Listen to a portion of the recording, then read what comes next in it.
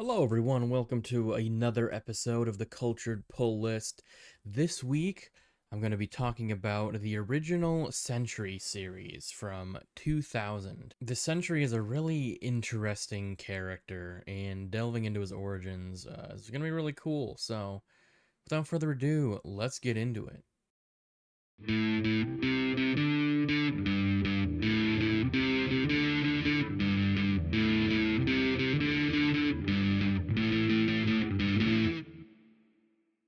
Hello, everyone. I am your host, Mike.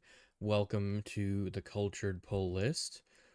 This week, I'm going to be talking about the original Sentry series, the original Sentry comic series. Now, this might seem a little random, but I was actually planning on covering this when Thunderbolts came out back in May, but I just kind of never got around to it. But I feel like, now that it's been out on streaming and everything, I feel like most people who've been wanting to see it have seen it. And so, you know that the Sentry is a big character in this movie.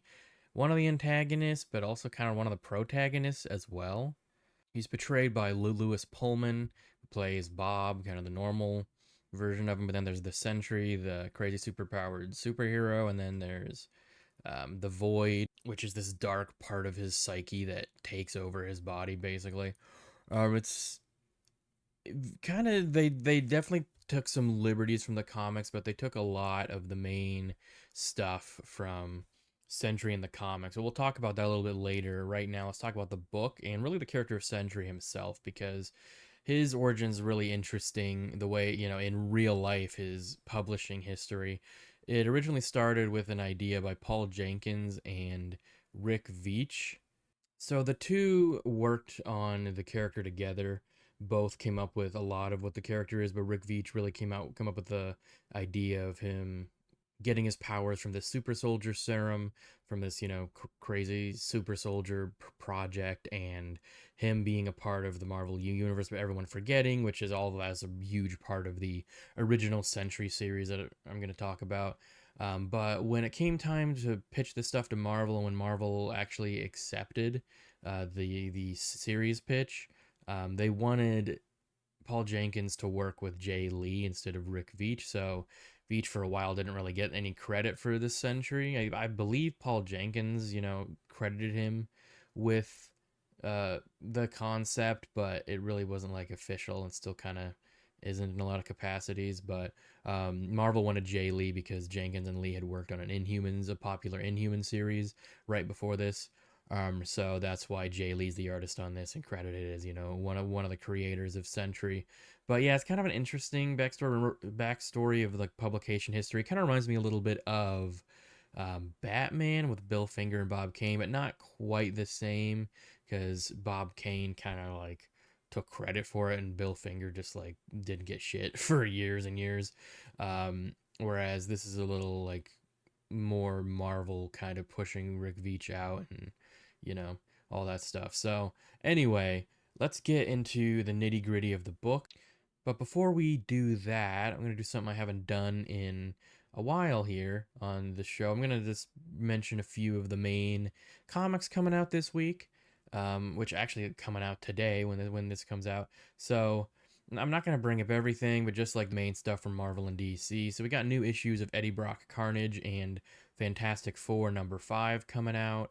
We got Ultimate Black Panther #22 and Ultimate Wolverine #11, while the Ultimate Universe is kind of like winding down to its climax in pretty much the end of this year through March of next year. Then there's another issue of Venom. And there's also the first issue of a Predator Badlands prequel comic series. It's the official prequel to the movie.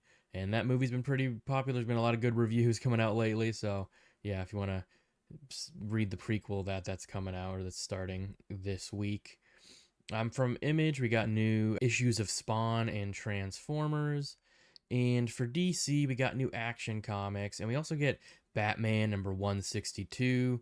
They're picking things up and finishing off the Batman Hush 2 storyline, which is kind of winding down this whole Batman run, but it's also going simultaneously with the new Batman series with Matt Fraction, so it's kind of interesting, but I touched on that a few episodes ago. Now, obviously, that's not a fully extensive list of everything that came out this week, but those seem to be the highlights to me. So, yeah, if any of those seem interesting to you, definitely go to your local comic shop, check those out, or, buy them digitally, however you want to do it. I would suggest going to a local comic shop, though, because they can always use the business, and they're kind of keeping, they're limping along in some respects, but they're keeping the industry going. So I definitely prefer paper comics. So I definitely want to keep those comic shops open if you can. But let's get into the actual story here. So The Sentry was written by Paul Jenkins with art by Jay Lee, inks by Jay Lee. The colorist was Jose Villarrubia, and the letterer was Richard Starkings. And this is a 5-issue miniseries released between July 2000 and January 2001. In the first issue, titled The Suit, Bob Reynolds awakens from a disturbing dream about this mysterious and dangerous entity called the Void, questioning whether his memories of being a superhero called the Sentry are real or fiction. In Silver Age comic-style flashbacks, young Robbie Reynolds gains superpowers from a secret serum and becomes the Sentry, battling threats like the Blue Buffoon and saving the Avengers from his arch-nemesis, the Void. In the present, Bob finds a stash of the serum and drinks it, prompting hallucinations and a feeling of dread that the Void is returning. Bob's wife Lindy finds out that he has taken the serum, but she thinks that he has had an alcoholic relapse and leaves him. Bob dons a makeshift cape and flies off, following what he perceives as the Sentry signal. In the next issue, The Unicorn, Bob appears atop a construction site, where he has memories of having a sidekick, Billy Turner, aka Scout, who years ago was brutally attacked and seemingly killed by the Void. Reed Richards appears and confronts Bob, who tells Reed that everyone has been made to forget him, and utters the word unicorn, which triggers Reed's curiosity. At the Baxter Building, Reed finds a unicorn statuette displayed in his home, and recalls a wedding he attended that is tied to the unicorn statuette and Bob and Lindy's past. Reed and the rest of the Fantastic Four find an old wedding tape that shows all of them at Bob and Lindy's wedding, but the tape cuts out to a warning that Reed had recorded of himself, warning that the Void is returning and they are all in danger. In the next issue, The Photograph, Bob then finds the Hulk, who remembers him, and Bob remembers that his powers somehow soothed the Hulk's anger and allowed Hulk to redeem his public image by teaming up with the Sentry. Meanwhile, back at the Baxter Building, the wedding tape the Fantastic Four are watching randomly explodes before it can finish. In Africa, several catastrophic deaths occur, seemingly committed by the Void and signaling his return. Bob then meets Spider-Man on a rooftop and shows him a photograph of the Sentry, claiming Spider-Man took the photo and insisted they once worked together to stop the Void. Spider-Man is skeptical, but Bob tells him to check several news magazine publications to see that they have skipped issues due to them covering the Sentry.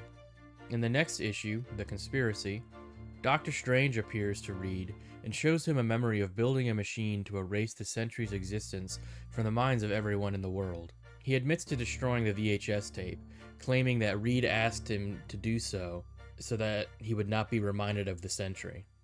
In Europe, the superhero team SHE, S-H-E, is attacked by the Void and several of their members are injured and killed. Peter Parker investigates Bob's claims and finds the missing magazine issues, which causes him to remember the Sentry. Bob then visits X Mansion and communicates with Professor X telepathically, who begins to recall memories of working with the Sentry in the past, as Sentry helped Angel conquer his fear of falling. Bob then visits Tony Stark, who seems to have some memories of Bob. Bob then begins to have a breakdown as he screams at Tony, asking why nobody remembers him, showing Bob's mental state deteriorating. While we see another flashback of Billy Turner being attacked by the Void, it is revealed that Billy survived the attack, but is severely scarred and missing an arm, and he has no memories of his time with Sentry. As Bob's memories return more and more, he fully transforms into the superhero Sentry, and he visits his old lair, the Watchtower. In the final issue of the series, The Betrayal, once inside the Watchtower, Sentry's AI assistant Clock reveals a virus has been implanted in its systems, so it is unable to answer Bob's questions or disable a giant transmitter device floating in the middle of the Watchtower. Bob disables the device himself, triggering a worldwide return of memories. Bob's full memories return, and he recalls Reed branding the Sentry a traitor at a staged funeral that faked Sentry's death. Bob returns to his home, where he finds his wife Lindy, who says she remembers him. Before they can talk more, the Void appears and attacks Lindy and tells Bob that he plans on devouring the entire planet and everyone in it. The Void leaves, but he causes a dangerous storm to break out over New York. Sentry addresses the nation on TV and rallies all of the heroes he's befriended in the past years to join him in stopping the Void. Sentry and the heroes rally at the Statue of Liberty, including the Avengers, the X-Men, the Fantastic Four, Spider-Man, and his old sidekick Billy Turner. As the heroes wait for the Void to attack, they all recall their previous encounters and relationships with Sentry. Now, even though this is the final issue in the Sentry series, it is not the final chapter in this story, because the story continues in several one-shots involving the heroes that Sentry helped over the years, and these one-shots really just focus on the past and the heroes at the Statue of Liberty remembering their time with the Sentry and remembering all their forgotten memories. But the actual ending to this story arc is in a final one-shot called The Sentry versus the Void, and this is still written by the people who did. It's still written by Paul Jenkins and with art by Jay Lee, like the actual main Sentry series, but for some reason they decided to end it with a one-shot. So, yeah, let's talk about the story for the one-shot. Just as the Void reveals himself, Doctor Strange once again appears to Reed and helps him regain his full memories. Reed remembers that the Sentry and the Void are one and the same, that the Void is a manifestation of Bob's psyche that manipulates Sentry's powers to commit atrocities. This was found out years prior when the Void attacked Manhattan and killed millions, and the Fantastic Four arrived on the scene and found Sentry struggling to regain control of his body. After this revelation, Sentry agreed to have all memory of his existence erased from the minds of everyone in the world, including his own.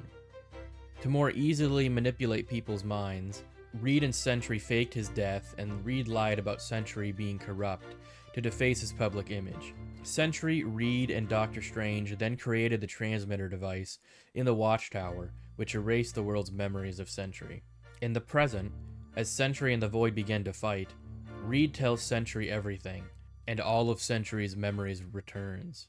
He now knows that the only way to stop the Void is to erase everyone's memories of him yet again. So he and Reed reactivate the transmitter. As the story comes to a close, everything goes back to the way things were before, as everyone again forgets Sentry ever existed. All the damage caused by the Void is blamed on natural disasters. But in the final panels, it seems that Bob may still have some memories of his time as the Sentry, but he is content to keep them to himself. For now. Okay, so the Sentry. I was familiar with the Sentry, like his origin and everything, mostly just from reading summaries and stuff online and kind of reading some comics with him in it over the years. But I'd never gone back and actually read this original story here, so this was really cool for me. I've always been interested in Sentry and thought he was really cool. And honestly, 8 years ago or so, I was really wanting the MCU to do something with Sentry. It only took them, a long time, but we finally got that. And I'll talk about kind of the comparison between the movie version, the MCU version, and, the comics in a little bit. But I do just want to kind of touch on the character of the Sentry, which I think this whole story is such a really cool concept. The whole idea of someone like a superhero that was around for so much of the Marvel's history, and then just having everyone forgetting about him, even himself forgetting about who he was, and him in the process of discovering his powers, he actually ends up releasing, a great danger. I think all that's super, super cool. I really like the ending, the twist that the void is actually him. Now, this series doesn't delve as much into the whole mental health of it all as some later comics and writers do. Like there are some other Sentry series, but I think even one more by Paul Jenkins and I think John Romita Jr. But then there's also this. I think like the direct continuation to this is the New Avengers, where we see Bob as the Sentry again, but he thinks he killed his wife, and then the New Avengers forms and has to like the second arc they have to fight the Void. As time goes on, you kind of learn more and more about him, that he actually stole the super soldier serum and that he was a meth addict. And like the super soldier serum was part of this project right after, Captain America's success. And but they were trying to increase the power of the serum by like, a thousandfold or whatever. So he broke into this lab. Bob broke into his lab as a meth addict and like just kind of took the serum thinking it was like a drug or something. And we do learn in this story that Bob does confide in Reed and tell him that he was an addict. And in this it seems like it's mostly alcohol, but they in later on down the road in other stories they reveal that he was addicted to meth. So it's really cool what this story does in like creating this character, making him such a huge part of the Marvel universe like right off the bat, and then just taking him away again. And I don't think a lot of writers have done Sentry the greatest. I think this initial story really establishes like how powerful he is, but also just how like messed up of an individual he is. And the next writers definitely expand on that a lot, which is cool, kind of delving more into Bob's fractured psyche. But I don't know if they ever really go into extreme depth on, why, like what Bob's been through to make him so traumatic. If I'm wrong and they, explain that well somewhere, let me know in the comments. And, and know this. I'm not like the foremost authority on Sentry, but I've always thought he was a really cool character. Um, and, I know a little bit about him and his history and all that. But I think this is something that unfortunately it's really weird what happens with this character Sentry. Oh yeah, and also like I always want to commend the art and the artist like Jay Lee. This it's very like he has a very unique style and it really fits this tone and vibe of this book. So I thought that was really cool. And there's even some times where it switches styles into like an older looking comic, which was really awesome. And there's also the picture that Peter Parker took of Sentry is like an actual guy. It's an actual photo. A guy, a model dressed up in a real Sentry costume to make that. So I thought that was very, very cool as well. Now, what happens with Sentry in the Marvel Universe, he kind of just becomes, later on, like he's in a lot of big events, a lot of team up events, and a lot of Avengers storylines. He kind of just becomes, like the all powerful, like God, Superman type character, with, mental issues, but they don't really delve into his character as much as this story and some other comics do. He kind of just becomes, like, ooh, we need a big, powerful guy. Let's have Sentry in this. And it kind of becomes inconsistent of, because like when he uses his powers, he unlocks the void, and they don't always address that. And sometimes they make him like kind of a gullible child or something, like in the Dark Avengers arc, like the fact that Norman Osborn was able to manipulate Sentry into, becoming one of the Dark Avengers is kind of strange after reading this story. And you see how like he's smart enough to at least like keep up with Reed Richards, so it's just kind of strange what they do with him later on. They kind of make him like, oh, if he has a mental illness that means he's dumb, I guess. I don't know. So it's really interesting, and I think with this book works so well as kind of a self-contained story. The issue I have with it is not really with the story itself, it's just the fact that it doesn't have much impact on the wider Marvel universe.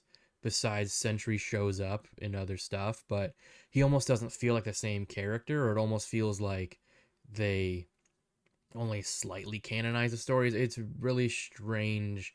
I feel like this story would work really well as a self-contained kind of Elseworlds, but it's supposed to be part of the Marvel universe at large, so it feels a little weird because going forward, some people kind of know he's the Sentry somehow, but there's not a whole lot of going back and actually acknowledging everything that happened in this series, and I don't think it really has a big effect on stuff besides the Sentry existing down the line. So now I kind of wish that the MCU, at least part of me wishes that the MCU had kind of done a somewhat an adaptation of this story. I think it could have been a really cool movie or series to, have this where, everyone forgot about the Sentry, but him slowly discovering his memories. But at the same time, it's kind of a little too similar to what they try to do with Eternals and make them like around the whole time, but nobody knew they were around. And that explanation, them being, just kind of listening to RSM, it's okay. It's better than I expected it to be, a better explanation, but it's still not really satisfying. I kind of feel like, they could have adapted something similar in the Eternals movie, and like it's just hard to do. It's hard to make these characters like it doesn't even fully work for me with Captain Marvel because it ultimately it feels like a retcon. Though I feel like with Sentry, I feel like that could have been explained well because everyone forgot everything. So I feel like that works a little better, but it also brings up a lot of issues with the MCU and having to try and, make the MCU actually affected by that story. And it would just be incredibly hard to do. And it'd be really hard to do that story well because he has to interact with all these different characters. And in real life, it's expensive to get all those actors. So it would have been like an Avengers, event almost. So it would have been really hard to do that. So I totally get why they couldn't really adapt this main Sentry story in the MCU. And to be perfectly honest with you, I like a lot of what they did with the Sentry and the Thunderbolts movie. I think they did kind of a perfect version of what I feel like adaptation should be if you're going to change things. I think they kept the essence of the character alive and they kept a lot of the important stuff and adapted that well, but then they kind of made their own changes and tweaked the character to fit well with the narrative they were telling. And it's not like they completely changed the character. Like I think they did a really good job marrying the character with the whole discussion of depression, grief, and mental health. And that's already kind of part of the character from the comics, but I think they explore it even more so. And they even had the subject of drug addiction. Bob was addicted to meth. They even went into all that and made that a main part of his character. But they also really explored the mental aspect to it more so than I think the comics have, and it just like fit the story super well. And they still like made him, you know, OP as hell, which I guess we never will. We won't really see that demonstrated fully until he's alongside characters like Thor and Hulk and Captain Marvel and stuff. But they did a good job showing that none of the Thunderbolts, you know, characters who are all either just super soldiers or skilled assassins but normal people, they weren't even able to touch him at all. And I did like that they kind of kept his power set vague. He could just kind of do anything, which is kind of what he's like in the comics. The only thing is they kind of MCU-tized his powers a bit, where it's mainly just like, you know telekinesis and super strength and speed and stuff, whereas in the comics he's like got crazy like reality warping powers and stuff. And it's even been suggested that all of his powers are actually from his ability to warp reality, so it's not technically like he has all these powers, as he's just like warping reality to make himself that powerful. It's very crazy. Like honestly, like the more you delve it into the character, it's more and more complex. And like I said, some writers have done a really good job building on what Paul Jenkins has done, and some have just kind of not done the best. But yeah, I personally really liked this adaptation of the Sentry in Thunderbolts. Now, I am both excited and worried about his future in the MCU, in Avengers Doomsday, because at this point, he can't activate his Sentry powers because the Void will come out. But I feel like they've got to have him do some Sentry stuff in Avengers Doomsday, otherwise he's just Bob. Which, by the way, Lewis Pullman did such a good job as Bob, really making you like his character.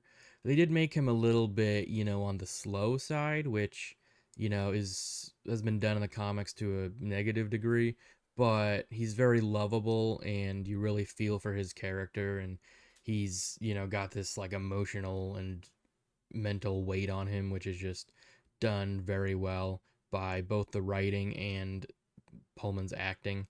But in Doomsday, I really hope he gets a moment, kind of like Thor did in Infinity War, and I hope he doesn't just kind of get sidelined or dumbed down like I feel like the Russo brothers kind of did with Vision in their last two Avengers movies. So I don't know. I guess we'll see. I'm hopeful. I don't really see them doing anything like this comic did at all. I mean, I feel like that ship sailed, and I'm not even really sure what they're gonna do with him going forward. If they're gonna like follow some of the later comics or not. Probably not.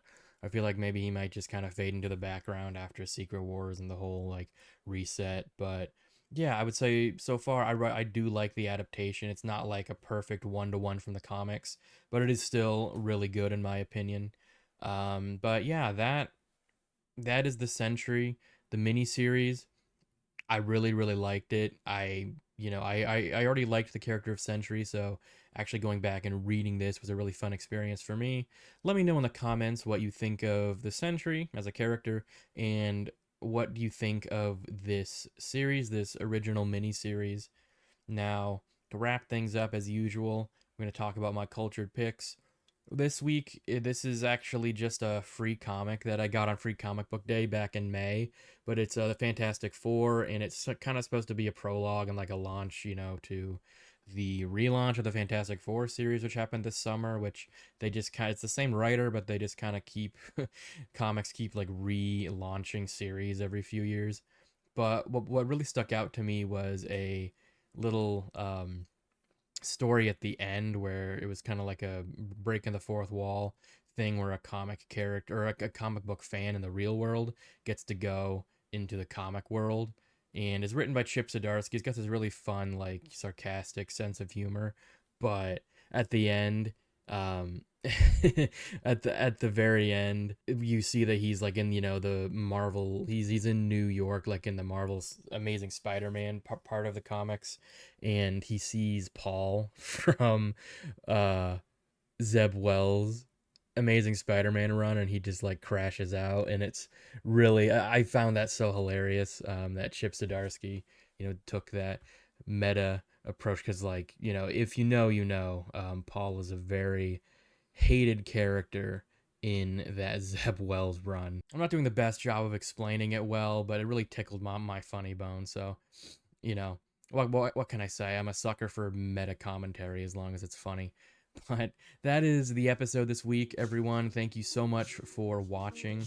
Be sure to like and subscribe and follow if you're listening to an audio version of this. Scan the QR code on the bottom left to check out the Cultured Nerd and the Cultured Pull List on social media. Those links are also in the descriptions of this episode. And be sure to check out our Patreon if you'd like to support us and help keep the lights on. You can check out patreon.com/theculturednerd for that, and look for our show specific tier if you want to help support the Cultured Pull List specifically. And we really appreciate all of our current Patreon supporters. You really keep us going. Thank you again for joining me this week. Until next time, be good to yourselves, be good to each other, and read some comics.